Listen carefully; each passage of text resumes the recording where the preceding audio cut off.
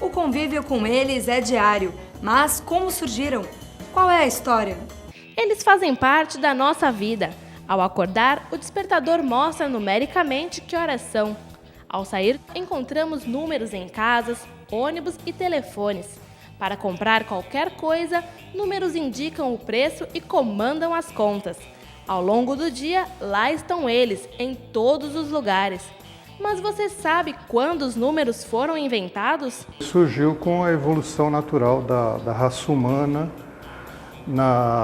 no planeta Terra. Existem registros da presença de humanos na Terra há mais de 10 mil anos, mas coisas assim registradas de maneira um pouco mais formais, a gente encontra na civilização dos babilônios, quando a gente encontra naquelas tábuas os primeiros registros de números e numerais. O uso dos algarismos se tornou necessário a partir do momento que o homem precisou contar.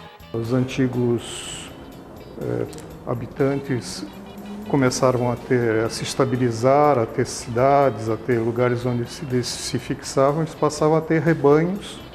Então havia necessidade de você começar a contar rebanhos para ver se continuava a mesma quantidade de animais, né? E surgiu naturalmente essa ideia de para uma certa quantidade de coisas você associa um número. Para entender melhor a matemática desses números, é importante saber a diferença entre números e numerais. O número, na verdade, é a ideia da quantidade que a gente tem. O numeral é a maneira que a gente usa para representar. Por exemplo, quando eu penso no número 5, eu posso escrever o número 5 em algarismo arábico, posso escrever o número 5 em algarismo romano, posso escrever a palavra sim como no dicionário, que são maneiras da gente representar a mesma ideia. Com o passar dos anos, os números se tornaram mais importantes e a representação deles, ou seja, os numerais, sofreram alterações até chegar à forma que conhecemos hoje. Eles faziam um desenho lá com marquinhas. Isso representavam números para eles. A introdução desse número, desse tipo que a gente usa aqui, que é o chamado indo-arábico, a invenção se atribui aos matemáticos hindus, provavelmente ali uns 200 anos antes de Cristo, mais ou menos.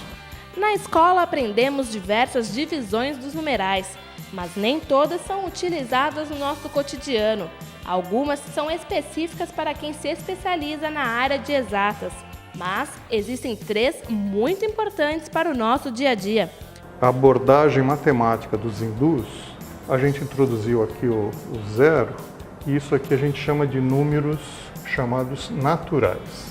Com a necessidade de você querer medir coisas que estão abaixo do zero, por exemplo, se você usa um termômetro e a temperatura está abaixo de zero, há necessidade da gente introduzir o que a gente chama de números inteiros relativos, quer dizer, um número que tem sinal, um número positivo ou um número negativo. Aí surge a necessidade de você começar a querer explicitar coisas que não são inteiras. Então, se você tem aqui um segmento inteiro, você quer a metade disso. Então surgem os chamados números racionais. Os números racionais são números que você escreve na forma de fração.